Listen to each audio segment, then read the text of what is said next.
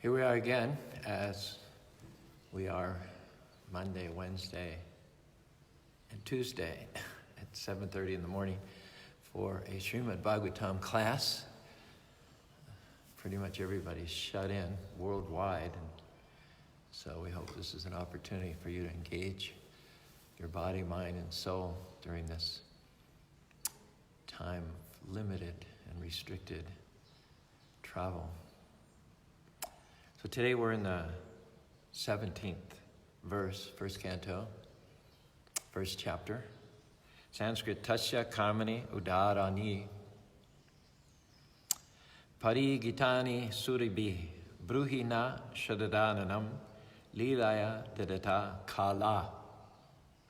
Translation, his transcendental acts are so magnificent and gracious, and great learned sages like Narada sing of them. Please therefore speak to us who are eager to hear about the adventures he performs in his various incarnations.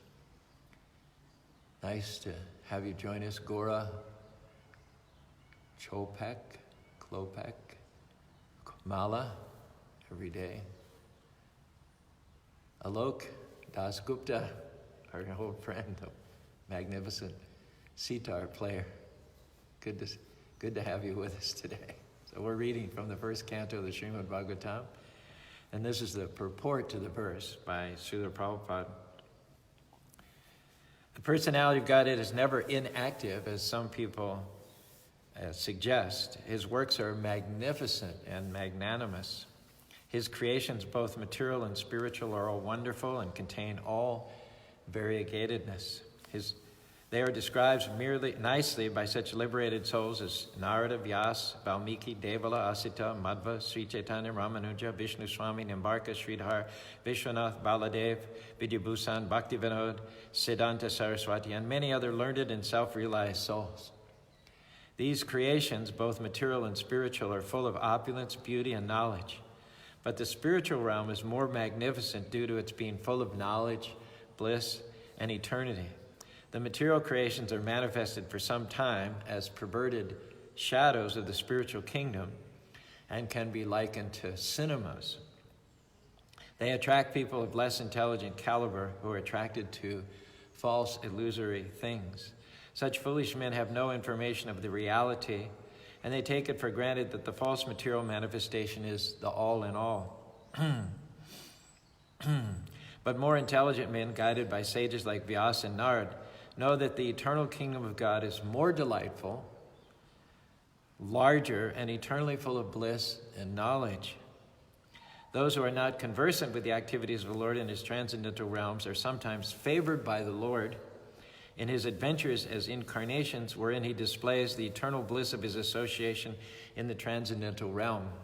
By such activities, he attracts the conditioned souls of the material world.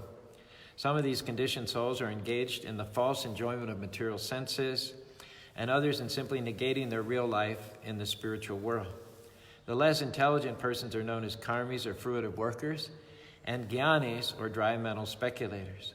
But above these two classes of men is the transcendentalist known as sattvata, or the devotee, who is busy neither with rampant material activity nor with material speculation. He is engaged in the positive service of the Lord, and thereby he derives the highest spiritual benefit unknown to the karmis and the jnanis.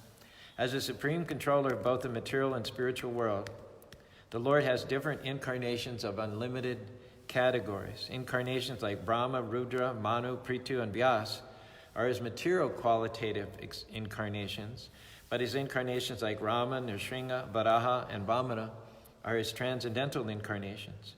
Lord Sri Krishna is the fountainhead of all incarnations, and he is therefore the cause of all causes. Om Ganati Marandasya Gana Gana Salakya Chaksurun Meditam Yena Tajmai Sri Gurave Namaha Sri Chaitanya Manobhistam Stapitam Yena Bhutare Swayam Rupa Karamayam Dharati Soa Panatikam Vandeham Sri Guru Siyata Parakamaram Sri Gurun Vaishnavamscha Sri Rupam Sagvatatam Sahagana Raganatimitam Samsadevam Sadvaitam Savadutam Parijana Saitam Krishna Chaitanya Devam Sri Radha Krishna Paran Sahagana Ladita Shivishakanvitam Sta Nama Om Vishnu Padaya Krishna Pastaya Bhutade Srimati Bhaktivedanta Swami Tinamani. Namaste Sarasati Deva Guruvani Pachani Nirvishesa Sunyori Paskata De Sanani. Sri Krishna Chaitanya Prabhu Nityananda Shri Advaita Gadadhar Shiva Sadi Gaur Bhaktivinoda. Hare Krishna, Krishna Krishna, Hare Hare. Hare Ram, Ram Ram, Hare Hare. We're joined now by Chris, Joe Del Rosso, and Govinda Dev. Pranams to all of you. Prabhupada mentions this word shashvata in the purport. We find it also in the Bhagavad Gita in the 2nd chapter, where Krishna is describing to Arjuna the real nature of the living entity. He says, Nahanyate hanyamane siddhyare. He says, Natu ebaham jatu nasham natum neme janapava nachaiva nabhuvisami sarvivayam ataparam. First he says to Arjuna, never was a time when I did not exist, nor you, nor all these kings, nor in the future shall any of us cease to be. So the clear indication is that we're not these material bodies. If we're existing eternally, since even before the beginning of the creation, and if there's never a time when we cease, which means even after the annihilation of this cosmic manifestation, we as living entities will continue to exist, then obviously the least of all the conclusions you can draw from that is that we're not this body. Jayate muriyate vakadacham nayam bhutva bhavita ajo nityo shashvato yam parano. Krishna is ajo, unborn, nitya, eternal. Shashvata means that our constitutional position is not based on matter, shifting, changing, mutating matter. Shashvata means that what we stand on, our foundation, is spirit, not matter. We're not generated from matter. Prabhupada gives the example that you'll see sometimes in India a mound of rice just sitting out on out in the patio on the concrete. All these white kernels of rice. And what the scorpion does, he goes and lays his eggs or her eggs in that mound of rice. It's very clever, really, because the egg of the scorpion can hardly be distinguished by the naked eye from kernels of rice. The scorpion's egg looked just like kernel of rice. So after gestation, whenever these little scorpions begin to hatch, if you were a less intelligent observer, you would think that the scorpions are born from the rice, which is not the case. It may seem that way, but that is not true from a scientific point of view. Similarly, less intelligent people, think that we are created from matter, that we are the sum total of earth, air, fire, water, that we are these material bodies. And that is the conclusion of less intelligent people. This gives me an opportunity to bring out one of my little ditties for you. When I look into your eyes, I see a shining soul. When I look into your eyes, I see a spirit soul. See a soul that's never born, a spark that never dies. Yearns to fly back home, back to the spiritual skies. From dust you come, to dust you go, was not spoken of the soul. This body, like a set of clothes, wears out and gets disposed. A flame of light and love gives life to the machine. Candle never snuffs, subtle, sublime, unseen. For the soul there's no beginning, ending there's none. Small in the atom, brighter than the sun. When I look into your eyes, I see a shining soul. When I look into your eyes, I see a spirit soul. See a soul that's never born, a spark that never dies. It yearns to fly back home, back to the spiritual skies. The soul cannot be killed, nor can it die. You cannot burn, nor can you fry. The soul cannot be scorched by any blaze. No water can drown the spirit. No wind can make it phase. You cannot cut another, nor can you bleed. Soul is eternal, unborn, a seed, indivisible, indestructible, forever free from birth, death, old age, and disease. Yet howsoever turned or tossed, the soul can never itself exhaust. Seated in the heart, beating its drum, powering everyone, brighter than the sun. The soul's superior force lives on and runs its course in God's unlimited universes. As cloud is seated on air, so spirit supports the flesh. Take away the living force, it's just chemicals lying there, a corpse, naked and bare. Not a twitch or wiggle, not a subtle wink or giggle. Can't tickle it or puzzle it with a riddle, deaf, blind, mute, dumb, numb. Can't reward it, can't restore it, can't ignore it. Deader than a doornail, stiffer than a board. Only thing to return it, burn it, bury it, earth to earth, dust to dust, ash to ashes. Infirm body versus immortal soul. Learn the difference, conquer ignorance, make a spiritual choice. Sing out, rejoice, give voice, make some noise for the spiritual force. Hare Krishna, Krishna Krishna, Hare Hare. Hare Rama, Ram Rama, Hare Hare. Back at you, Thomas. Hare Krishna, Krishna Krishna, Hare Hare. Hare Rama, Ram Rama, Hare Hare. Once again, when I look into your eyes, I see a shining soul. When I look into your eyes, I see a spirit soul. See a soul that's never born, a spark that never dies, yearns to fly back home, back to the spiritual skies. That's Sashvata. That's what it means to be not based on matter, but based on Shashvata. Sat. The derivative word is Sat. Sat means that which is eternal. And Asat means that which is temporary. It says in Bhagavad Gita, Mama Petya, Krishna tells Arjuna, Mama Petya Purnarjanma, Dukalayam Ashashvatam, Napnavanti Mahatmanam Samsiddhi Paramam Gitahim. He says, those who attain me, my lotus feet, they leave this Ashat world, which is characterized by two qualities. Dukalayam Ashashvatam. It is full of miseries and is also temporary. So those who leave this temporary world, which is full of miseries and non-permanent, and who attain my eternal abode, Napnavanti Mahatmanam Samsiddhim Paramam Gatim. They're called Mahatmas. They're rare and unique amongst all the living entities. And having achieved the supreme abode of Krishna, they never again return to this material world. What does that tell us? Never in the history, which you can't even count, has any soul who returned, we originated in the spiritual world, in some or other, a certain small percentage, wanted to find out what it's like to live independent of God, try to be sovereign in and of their own. So they came here. But having returned, having realized the error of their ways, like they say, touch fire once, you'll never touch it again. They go back to the spiritual world, and they never come a second time into this material world. So among other things, what does that tell you? That the spiritual world is far, far superior than this material world. Far, far superior. Imagine, a great entertainer, great person, great storyteller, great musician, great entertainer. Stevie Wonder, let's just take a random example, okay? So Stevie Wonder, when he sits and when he walks, he casts a shadow. Now, this is a no-brainer. Would you rather interact or try to have a personal relationship with the shadow, or would you rather have it with the source of the shadow? Obviously, we'd rather sit in the presence of Stevie Wonder and enjoy all of his talents and attributes. And what we would get from a relationship with the shadow would not be very satisfying, would not be very substantial, nor would it be palpable, nor would it be fulfilling.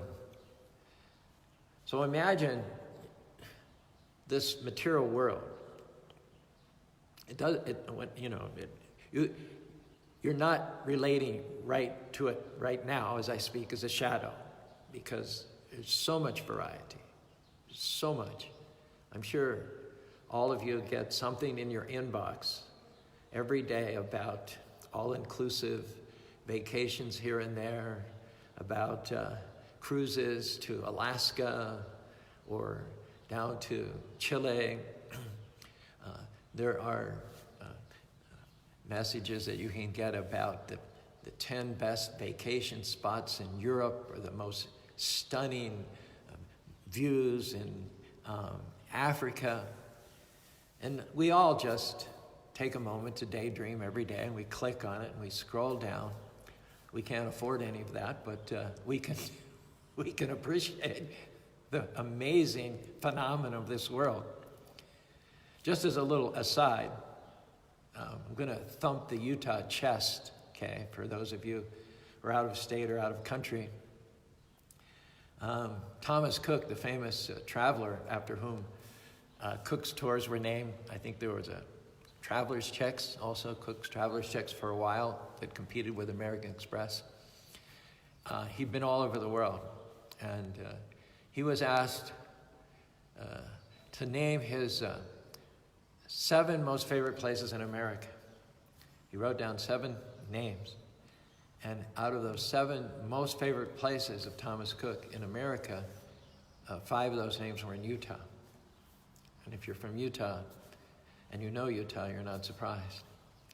Talk about something in your inbox. I get on Instagram every day something called a Utahgram, and it's a photograph of somewhere in Utah. It doesn't even tell you necessarily where it's from.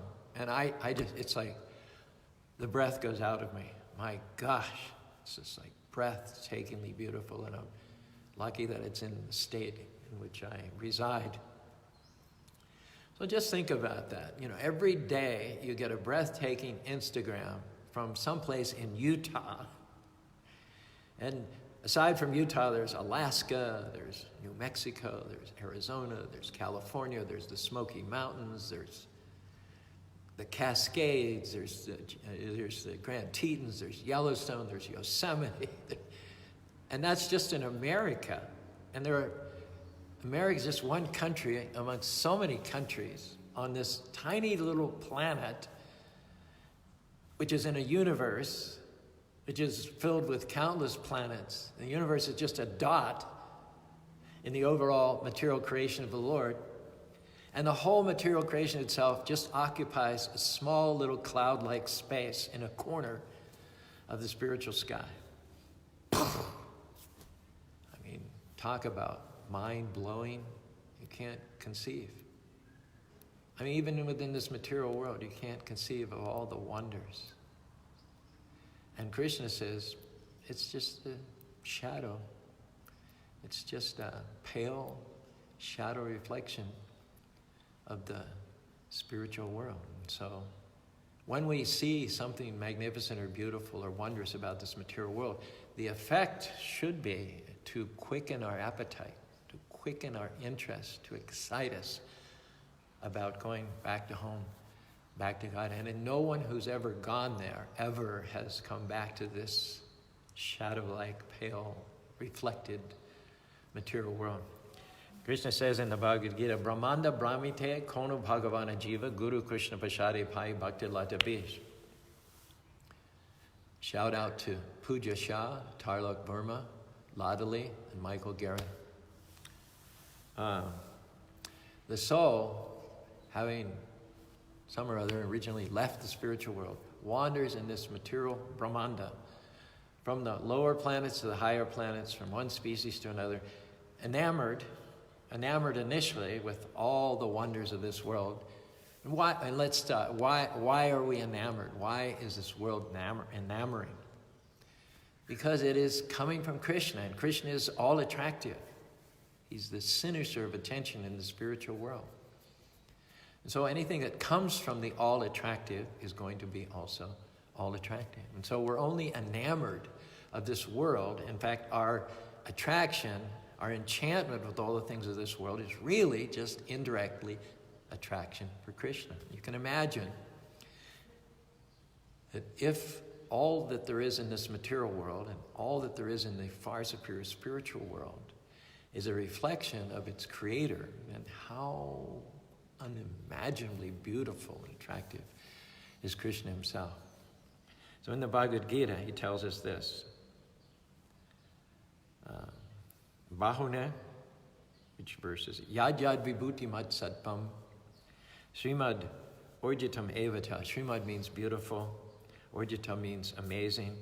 Tad tad eva vagacha tvam. It all comes from me. Mama tej amsa sambhutam. It all that is beautiful and mighty. And in the 10th chapter, he lists, of mountains, I am the Himalayas. Of mammals, I am the shark. Of sages, I am Narada. Of sound vibrations, I am the Omkar and the Hare Krishna chanting. And of fish, I am the shark. And at the end of it, he says, Mama tejamsa samvitam. This all springs from but a small spark of my splendor. In the 7th chapter of the Bhagavad Gita, Krishna says that this material world is made of 5 gross elements, 3 subtle elements, and then it's animated by spirit. So the 5 gross elements are Bhumi, Apo, Naro, Vayu, Kam, earth, air, fire, water, and ether. And then the 3 gross elements are Buddhir, Ahankara, Bhumi, Apo, Naro, Kam, Mano, Bodhi, Vacha. They're mind, intelligence, and false ego. But that doesn't explain life. That doesn't explain animation. Krishna says, aparayamitastu anyam, above earth, air, fire, water, mind, intelligence, false ego. Jiva bhuta mahabaho yem dadikat. There is the jiva, there's the spirit. And then he says, etad yonini bhutini, savanitya bada aham kritsnasya jagat, prabhava pralayastata. From the material and the spirit, Krishna says here, Prabhupada says in the purport, all created beings have their source in these 2 natures, matter and spirit. Of all that is material and spiritual in this world, know for certain, Krishna says, that I am the origin and the dissolution. So there it says, Uttama purushastu anya paramatmi udadita yo lokam tramavisha bibarte avya ishwaraham. So there's matter, and then there are the individual infinitesimal spirit sparks who enter into and animate and inhabit 8,400,000 species of life spread throughout all the universes. And then Krishna says, Uttama Purushastu Anya, aside from matter and aside from spiritual sparks, I exist as the supreme, like the sun. If we're particles, he's like the sun. Uttama Purushastu Anyam Paramatmi, I exist apart. And not only is he the transcendental Lord of the spiritual world, and not only does he reside in the topmost planet of the spiritual world, Goloka Vrindavan, which is millions of times larger than the whole material creation, but he also pervades and supports this material world by being seated in the hearts of all living entities. You see the sun up in the sky. We know from science it's 93 million miles away, far off, far removed from our own experience. And yet at the same time, on a hot August day, if you ask anybody who's outside, where is the sun? They'll say, the sun's on my head. Sun has both aspects. The remote, removed aspect, 93 million miles away, but also we say that the sun is on my head. So similarly, God is different from this creation. You might grant that he is remote, distant. That's true, but don't forget, there's no limits on God. He's absolute and omnipotent. So he wouldn't be omnipotent if he was just off there and had nothing to do with this material world. His omnipotency consists in his being in the spiritual world, which is millions of times more dazzling and more variegated, more attractive than this material world, and simultaneously pervading and supporting this material world by entering into the hearts of every living being. And therefore it said, besides the material nature and besides the individual spirits who inhabit each and every body, there is the Paramatma, the Supreme Personality of Godhead, who inhabits that one Lord, Advaitam Achutam Anantam Rupam, that one Lord inhabits the bodies of all living beings in all species as the Paramatma, or the Super Soul. In other words, he's distant, at the same time he's closer than a brother, as it said. So just continuing here, in Prabhupada's report, everything that exists is a product of matter and spirit. Spirit is a basic field of creation, and matter is created by spirit. Spirit is not created at a certain stage of material development. Rather, this material world is manifested only on the basis of spiritual energy. This material body is developed only because spirit is present within matter. A child grows gradually to boyhood and then to manhood because that spiritual energy, spirit soul, is present. The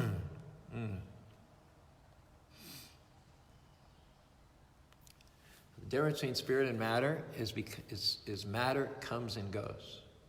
Matter is never constant. This material body changes all the time, every single moment. Medical science says there are cells sloughing off constantly, being replaced by new ones. As we pass from boyhood to youth and then to old age, see how drastically we change. Komaram, yovanam, jara, from boyhood to maturity to old age. Matter is constantly changing, never stable. We think it's the stuff of which reality is made, being an illusion and being ill-informed. It seems so solid, so reliable. I tap on the wood of this harmonium next to me, and it just seems like it's the stuff of which reality is made. But with intelligence and with analysis, we see that nothing material is ever stable. Prahlad Maharaj says, Janmade Shalame Baba Drishta Deashanam Haratmanam Ratmanam Kalanetmare Ishwaraham.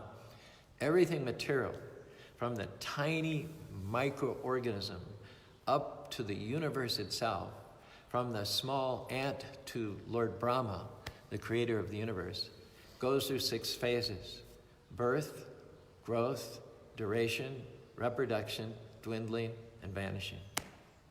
There's no exceptions. That's synonymous with matter. And on the other hand, that which lives inside of matter, which makes matter seem alive, the spirit, has no cessation, and it never changes. Again, from boyhood to youth into old age, the body is constantly changing, but I'm always the same person. I may change my body, as I said. Every 7 to 10 years old, the cells of the body die and are replaced by each other. If we live to be 80 years old and we change our body in this way 7 or 8 times, we change our mind thousands of times.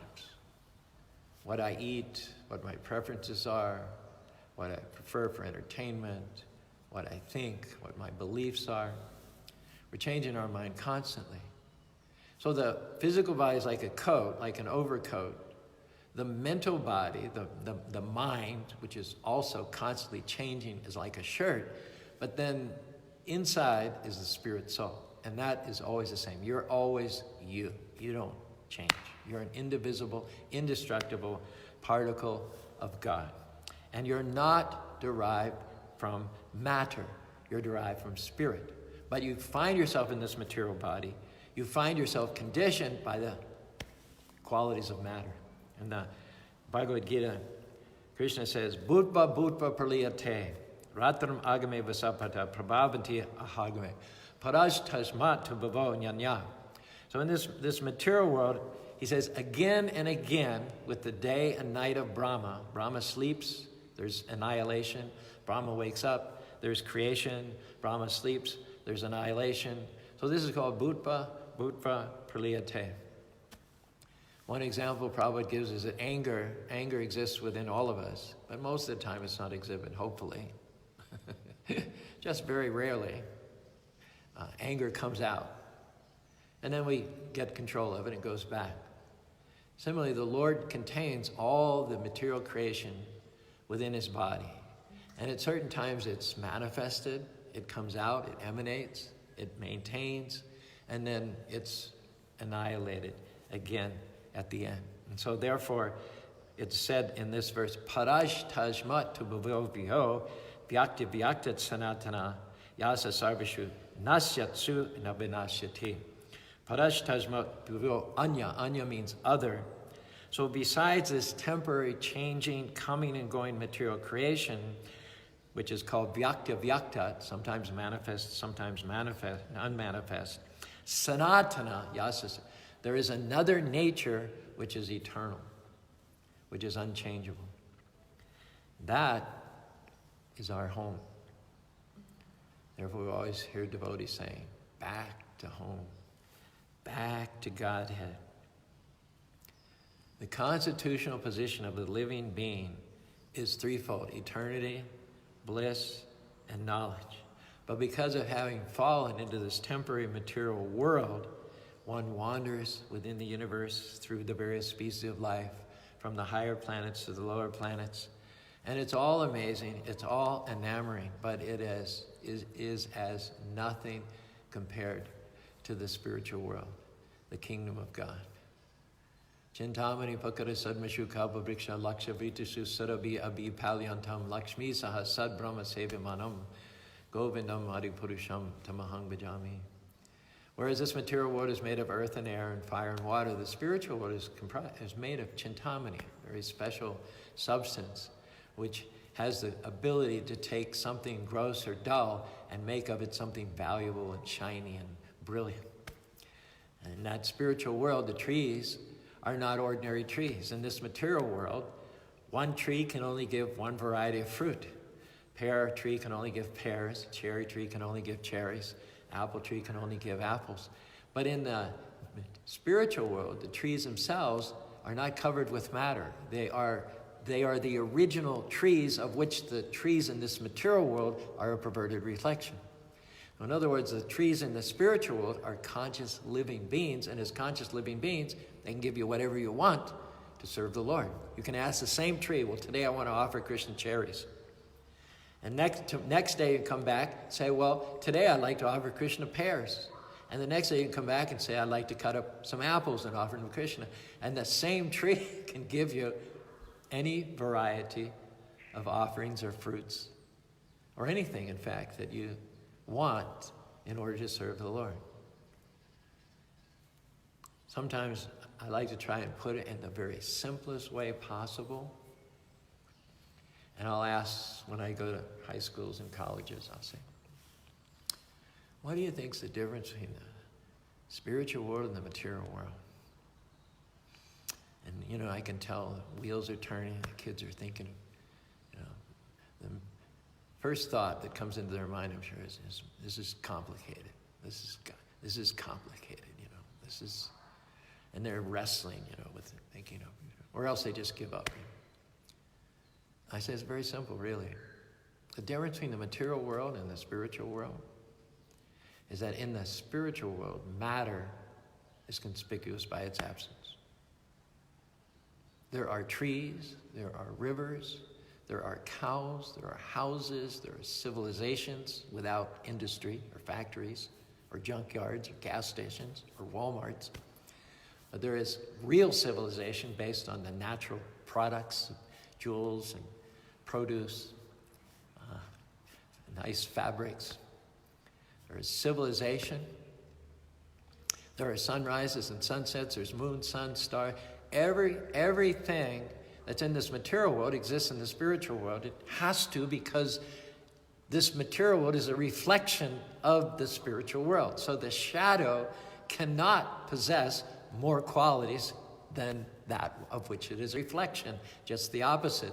The reality, the substance, is always going to be more dazzling, more varied, more interesting, and essentially it's going to be eternal.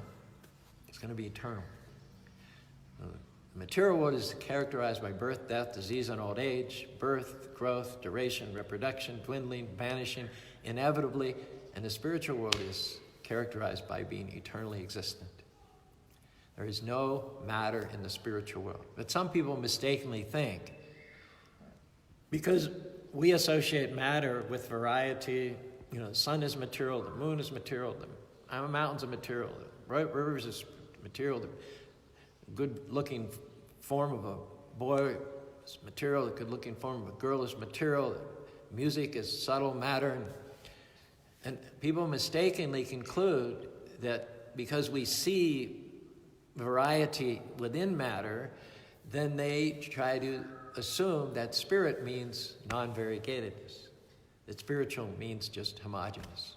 In other words, they try to establish a spiritual fact by just negating matter, and that's fatal. That's fatal for your spiritual life. Because who's going to be attracted to transition from this material world, which is quite interesting and lovely, to a homogeneous, cloud-like existence? I mean, who is going to be attracted in any sort of a positive way If you're suffering, if you're keenly aware of the suffering nature of this material world, the idea of zoning out might be attractive, but I'm here to assure you that you won't like it for very long. You'll get bored. Airplane travel is very restricted now, but in those days when there were flights all over the world, 2 weeks ago, we all had the experience of being excited, to go somewhere, and we got to the airport, we went to the ticket counter, went to security, sat in our seats, and we were just ready to take off and soar above the clouds. All that happened, and we were excited, but if it's an intercontinental flight, like for instance, you're going to Singapore, it's like 14 hours. So that excitement doesn't last. It abates more and more. You start getting a headache because the air is stuffy. Your lower back starts to ache, and no matter how you turn or everything, it's just a dull ache. And you go up and you pretend that you're going to the bathroom, and then while you're in the back, you do some stretches and some yoga poses, and the steward says, "Sir, please, you can't do that. You can't stand here. Return to your seat, Well, I'm here to use the bathroom. All right, well, give you 30 seconds, and then go back to your seat. So in the end, although in the beginning it was very attractive to go high up and, far away, after a while you're just like, oh my gosh, and you're counting the minutes to even get out of this hellish box, that's what I'm saying. So those who are attracted to, who imagine spiritual life to be a homogeneous, passive, all it is a knee-jerk reaction to the sufferings of this material world. You would not be at home in the spiritual world. You could not stay there. It wouldn't be very long before you were hankering to come back to this material world. So one has to get shelter. Yanayar vindaksha bimuktimani tayashta babashud araha kachena padam patantiyarho nadvita jishmadanagraha. So the sasvatas, the self-realized souls, don't put their hopes in matter. They appreciate matter, but their eggs are not in that basket. They don't look to matter for their real engagement, for their real satisfaction. And they don't ultimately connect with the byproducts of this body like family, friends, and country. As long as they have the body, you'll find that Shashvatas are very diligent in performing their duties in regards to family, friends, and country. But their hankering is elsewhere. Whereas the materialists, those who are less intelligent, they hanker to stay in the family circle as long as possible, to the very fag end of life. And they leave their bodies full of preoccupations and anxieties. Oh, I didn't get my youngest daughter married. I wanted to leave my kids $100,000 each. I didn't make it. Their hopes are in this temporary shifting matter. But the Shashvatas, they do their duty. As long as we're here, we're going to be the best that we can be in the place where Krishna has put us. But we're working for God. We're not working for our boss. We're not working for a corporation. We're not working for our family, friends. We're not working for our country. We're doing our duty with a spirit of excellence, with the idea that at the end of this life, I'm going to go back to the spiritual world. And with the expanded descriptions of the spiritual world which are available in the Vedic scriptures, I find, generally speaking, and correct me if I'm wrong, and insult me if I'm offensive about this, but those who have been to India and America and spent time in both places, tell me if I'm wrong. With the extra information that we have from our Vedic culture, is it not true that Indian people, generally pious, righteous, believing, faithful Indian people, are so excited about going back to home, back to Godhead? They can't wait. They would have gone yesterday if they had the chance. And with the dearth, with the lack of information about the spiritual world, which is available through the impersonalistic, speculative, so-called transcendental path or the Judeo-Christian information that we have, with the lack of information, I find, it's different. There's altogether a lack of fervor, a lack of excitement. Yeah, I'll go to the spiritual world when I have to, when I come to the end of this life. But in the meantime, I'm holding on. I'm going on cruises. I'm going on vacations. I'm going out to the movies. I'm going to Disneyland with the family, and the families, if you're from Utah, family means like 15 or 20 people.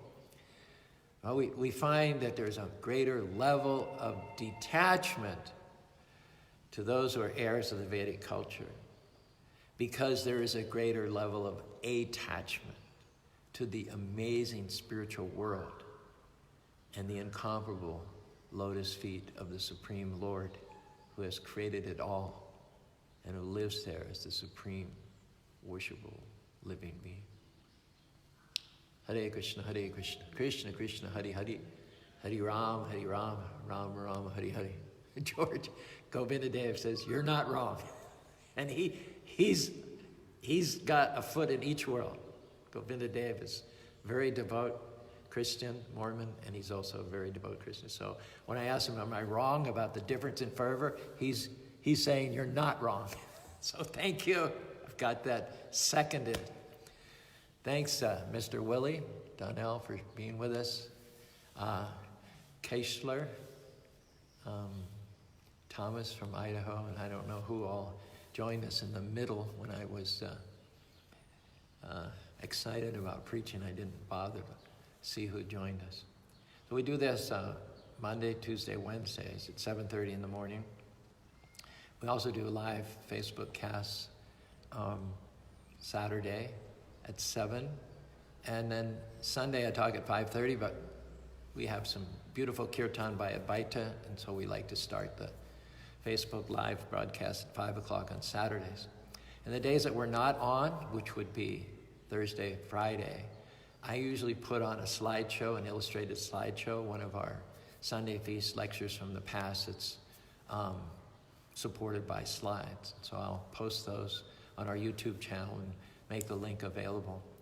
This Thursday, we also have a very exciting event coming up, because many of our artists and performers from the Color Festival are getting antsy, locked in. I know I certainly have. And so I asked them if they would be willing to join us on Zoom on Thursday at 5 o'clock LA time, 6 o'clock Utah time. And we have the global party people from Australia. We have Larissa Stowe from Long Beach. We have Katie Wise from Boulder, Colorado. Malini and Akanksha are wonderful dancers from Los Angeles. And am I leaving anyone out? I think that's it. We have 5 different entities, and myself as the MC and maybe the only 73-year-old rapper in the world. We're going to put a show together on Zoom this Thursday. It'll be about an hour and a half starting at 6 o'clock Utah time. You can email me at utahkrishnas@gmail.com, and I can give you the Zoom link and also the meeting ID if you like to. Thank you so much. Otherwise, we'd just be talking to the walls here. But you've made this time, this difficult, challenging, shut-in time, you've made this interesting and exciting for me. In spite of the shutdown, in spite of the problems that it's brought, for me, it's opening doors. I mean, we always talk that when one door is closed, another door is open, and it's usually a better door. So I have to share this with you because you guys are willing to join me and put up with me almost on a daily basis. I'm feeling that a greater door for preaching and sharing and enriching our mutual lives is open. So thank you very much. We'll see you again. Hare Krishna, Krishna Krishna, Hare Hare, Hare Rama, Rama Rama, Hare Hare.